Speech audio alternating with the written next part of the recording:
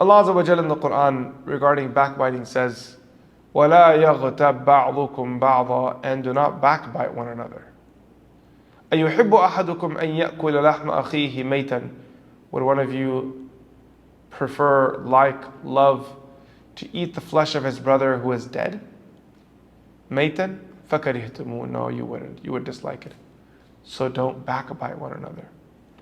Backbiting is, a few moments ago we mentioned that when you betray another person's trust, you isolate them, you ostracize them.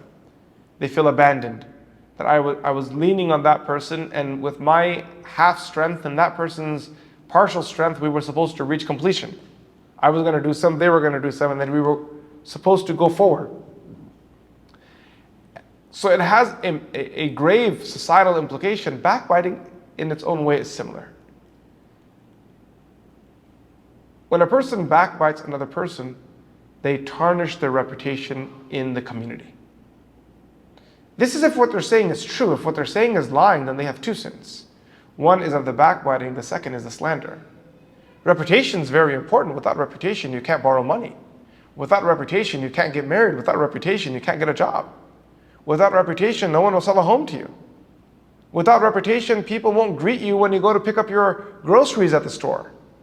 Without reputation, someone won't wave at you when you go to get your car washed. So much surrounds the human reputation. One part of reputation is going out of your way to please people so everyone thinks good of you. That's not necessary, and that has an extreme tone to it, which will unfortunately lead to destruction too. But on this side, there is a balance that you do your best while you live your life, but other people shouldn't actively be involved in tarnishing your reputation and bringing you down. And that's where ghibah comes in. If every person in the community was backbiting, not one person would look to the other, regardless of the person on your right or left, with any respect or love. No one would love one another. No one would respect another person. Everyone would hate everyone. Society would be bitter. It would be nasty. It would be disgusting. Rasulullah sallallahu alaihi wasallam warns us of this. It's in the Quran. Al-ghibatu ashaddu min az-zina.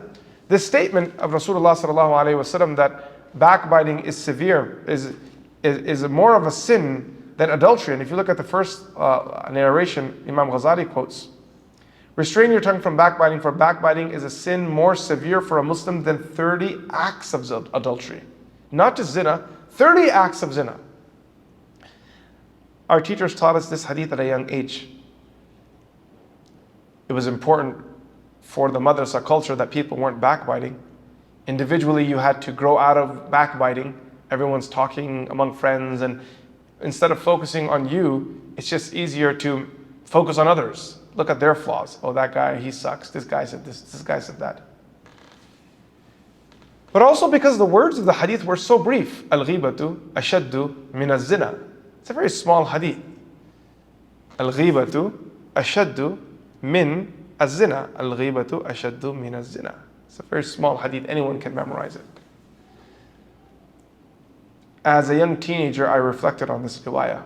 I was maybe 13 years old, 12, 13 years old when I heard it the first time. And I had memorized it. It was an easy hadith to memorize. And I like memorizing things. Al-ghibatu ashaddu min az-zina.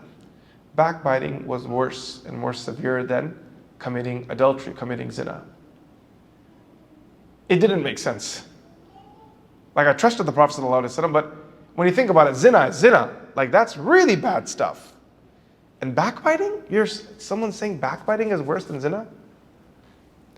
As you reflect on it, you realize, Sadaqa Rasulullah, the Prophet ﷺ always spoke the truth. There are many harms to zina. One of them is that it decays the foundation of the society and the community. If a man and woman have a relationship and they have a child and there is no father for that child to look up to, that child will be sad and lonely. It'll hurt that child. Do that 100 times, 1,000 times, and you have children all across society. No one's there to look after them. They're hungry, begging on the street. It cracks society. Society's health is in trust. It's in love. That a husband and wife marry one another, they have a child. Tomorrow the child always knows there's a mom and dad there to look up to. In any situation, go to them. You need shoes, go to them. You need a haircut, go to them. You're hungry, go to them. So those mom and dad dedicate themselves like a roof ceiling above the child until they raise them, and then they release them into the community, and that child then repeats it. They get married to someone and they show love and respect for one another, and they raise a child, and they go. And if the relationship does break, by the way, if there's a divorce, that's okay. Islam has a system for that. So if there's a husband and wife that are married and they have a child and there's a divorce, the child will, in most cases in Islamic court, end up in the father's custody. Today's world is different. It ends up in the child will end up in the mother's custody. Regardless, they are still the parents. So the child will always refer to the mother as mother, regardless of who the father goes on to marry.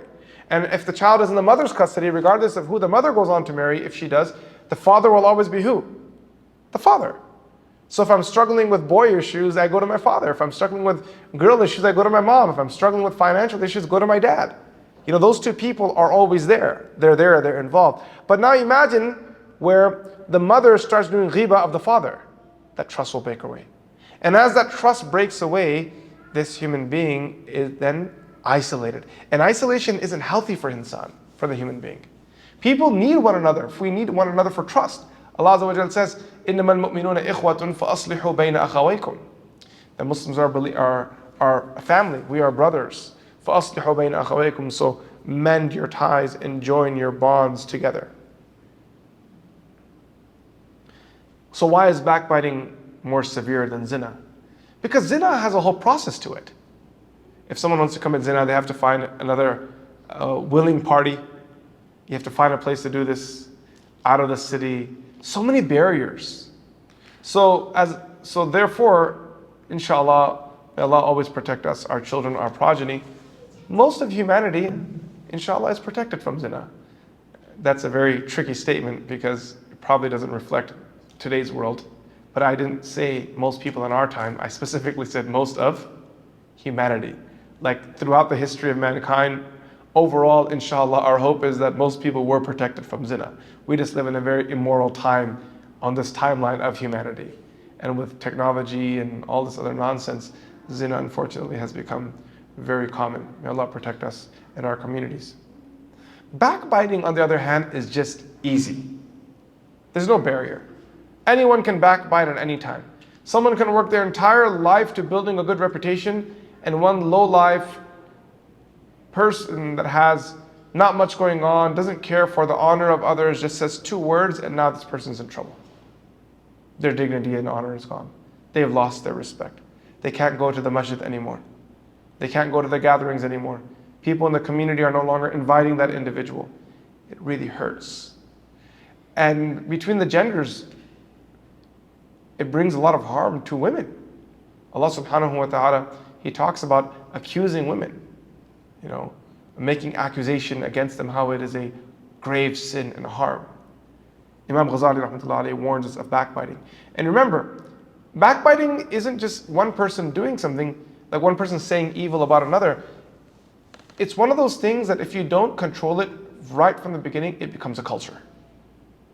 And before you know it, that's what most people are doing in most times. In most situations, they're just backbiting. They're talking about other people. And it brings them joy and happiness that someone else is being exposed. Someone else is being harmed. The Prophet ﷺ tells us that from the beauty of a person's faith is to leave which does not concern you. If it doesn't relate to you, let it go. Don't get involved with it. So here Imam Abu Hamid al-Ghazali rahmatullahi alayhi says, number 3, backbiting. Restrain your tongue from backbiting. For backbiting is a sin more severe for a Muslim than 30 acts of adultery, as in the narration. The meaning of backbiting is that you make mention of someone in a way that he would dislike if he were to hear it.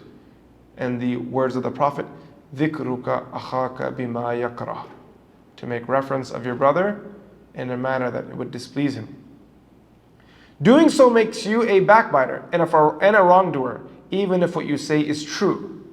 Be aware of the kind of backbiting that is committed by reciters who are showing off. This form of backbiting is that you make your meaning understood indirectly, saying, for example, may Allah rectify him. I am truly saddened by what has happened to him, and it has worried me. I ask Allah to rectify both of us and him, both us and him. So here Imam Ghazali, when he calls us qurra, like the ghibatul qurra. And the idea here is that avoid backbiting in a fashion that you're not directly using your words to backbite very clearly, but you're using ambiguity that isn't ambiguous enough and everyone knows what you're doing while signaling your virtue signaling. You know, alhamdulillah, we don't drink alcohol, but may Allah have mercy on the brothers who live in that neighborhood, in that apartment complex, in that building number 18, they're always drinking alcohol. Astaghfirullah, may Allah protect us. So a lot of virtue signaling here, and you've basically unclothed that person societally. Like you just exposed them. If you really were concerned about him, for indeed this insinuation is a combination of two reprehensible acts. One is backbiting, since the other person understands the point being made. You basically pointed that person out. You know, building number 18, apartment number 18C, the guy who lives on the left bunk. Like, may Allah have mercy on that guy. You basically exposed them without saying their name. One is backbiting, since the other person understands the point being made. The other is considering yourself virtuous and praising yourself by passing a judgment of evil on another and expressing righteousness for the self. However, if your true intention in saying, may Allah rectify him, is dua, supplication, then do supplicate for him, but silently.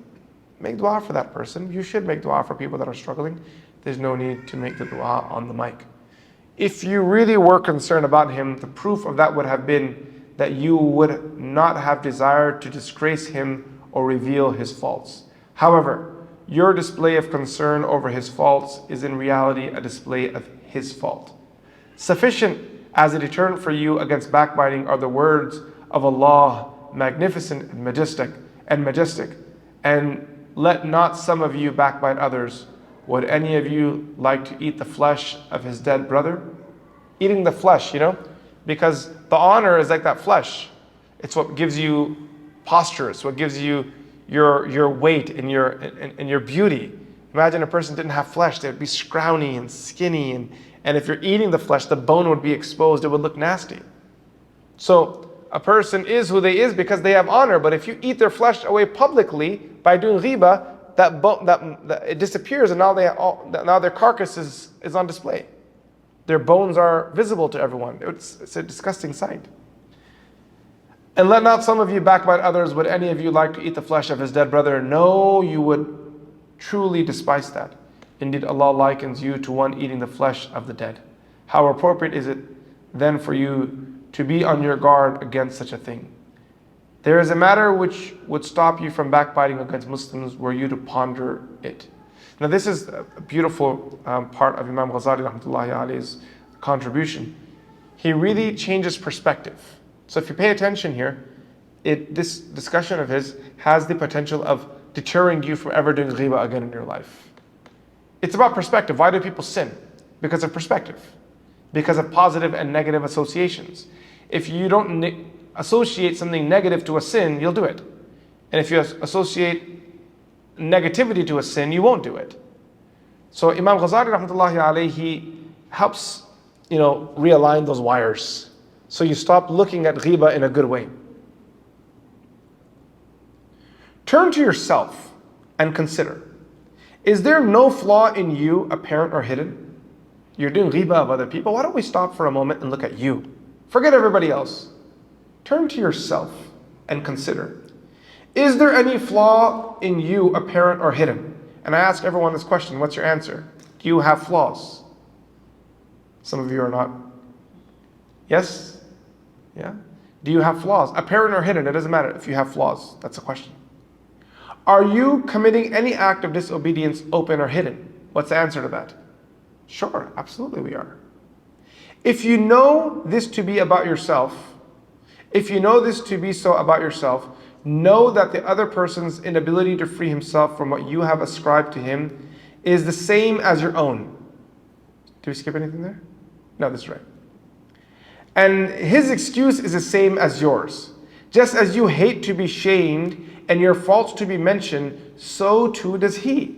How would you feel if someone said that this guy is lazy, or this guy is weak, or this person is bad, or this person's a liar, or this person's untrustworthy? You'd be heartbroken. One of my friends, he was saying to me, Qari Nauman, he was saying to me that he was playing basketball with one of his kids, and his son was smack talking the entire time. He kept saying something to him, like, you suck, you suck, you suck, you know? He said, my son said it to me for 15 minutes straight until I made a basket in over him, and then I went to him and I said, you suck. And he started crying. He said he cried and cried and cried, and pulled him aside, and I told him, if you dish it, then you gotta take it. Like, you don't like people saying, and he's a kid, so he's a father and son, they're having that conversation, but it's such a powerful reflection that we do ghibah of everyone. How would you like it if someone did ghibah of you? You're making fun of that guy's nose looks weird. If someone makes fun of your nose, you would cry. You would be heartbroken. So where did the steel man come from now? Where did the strong person come from that is making fun of everyone but is weak and soft at his own core? Yet if you conceal his faults, Allah will conceal yours. If, however, you disgrace him, Allah will let loose upon you sharp tongues of other human beings, ruining your honor in this world. Then Allah Most High will shame you in the hereafter in front of all creation. If you have looked at the outward and inward aspects of yourself and not found any flaw or deficiency, neither in religious nor worldly affairs, then know that your ignorance of your own flaws is the vilest type of stupidity, and there is no greater flaw than stupidity. If Allah Most High wills good for you, He will give you the ability to see your faults. So if someone says, I don't have any faults, that means you're a lost case. But if you admit you have flaws and you have faults, that means so does the other person. I shouldn't be doing ghibah of them. Looking at yourself with an eye of satisfaction is the height of foolishness and the epitome of ignorance. If, however, you are truthful and sincere in your opinion, if really you feel that you don't have flaws and you're a mukhlis person, like you've actually worked on yourself and you've sat with mashayikh and teachers and hopefully rectified your spiritual state, and at a point you feel that alhamdulillah I have controlled my nafs and I am in a better place. If that's who you are. If, however, you are truthful and sincere in your opinion, then show gratitude to Allah Most High. Then be thankful to Allah that you're in a good place. Do not ruin this blessing by slandering others and sullying their reputations, for that is one of the greatest of faults. If you do ghibah, then whatever you think you're pure of, you just messed it all up. There's no good in this. We pray that Allah subhanahu wa ta'ala gives us tawfiq to amal upon what we learn.